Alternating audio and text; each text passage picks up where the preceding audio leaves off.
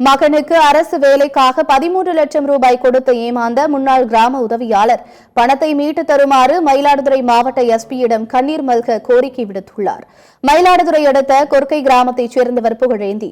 கிராம உதவியாளராக பணியாற்றி ஓய்வு பெற்ற புகழேந்தி தனது மகன் அரவிந்தனுக்கு அரசு வேலை பெற முயன்றுள்ளார். இதனை அறிந்த அரவிந்தனின் நண்பன் கிருபாகரன் அதிமுக முன்னாள் அமைச்சர்களுடன் தனக்கு தொடர்பு இருப்பதாகவும் அவர்கள் மூலம் வருவாய் ஆய்வாளர் வேலை வாங்கி தருவதாகவும் கூறி வலைவிரித்துள்ளார்.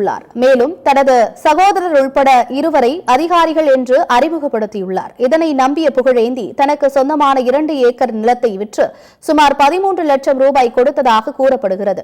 ஆனால் கிருபாகரன் வேலை வாங்கி தராமல் இழுத்தடித்து வந்ததாக கூறப்படுகிறது. பணத்தை திருப்பி கேட்டபோது கொலை மிரட்டல் விடுத்ததாக தெரிகிறது. இதனால் புகழேந்தி தனது பணத்தை மீட்டு தருமாறு மாவட்ட எஸ்பியிடம் கண்ணீர் மல்க வேண்டுகோள் விடுத்துள்ளார்.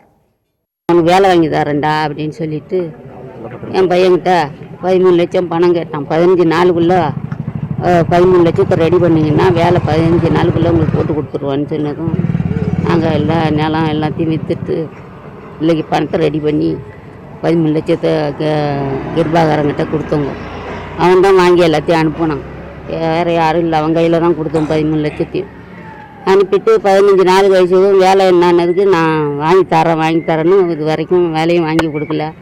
கடைசியில் நான் கொடுத்தா வாங்கிட்டு ஏமாற்றிட்டாங்க அப்படின்னு சொல்லிட்டு எங்கள்கிட்ட போய் சொல்லிட்டு இருக்கிறாங்க.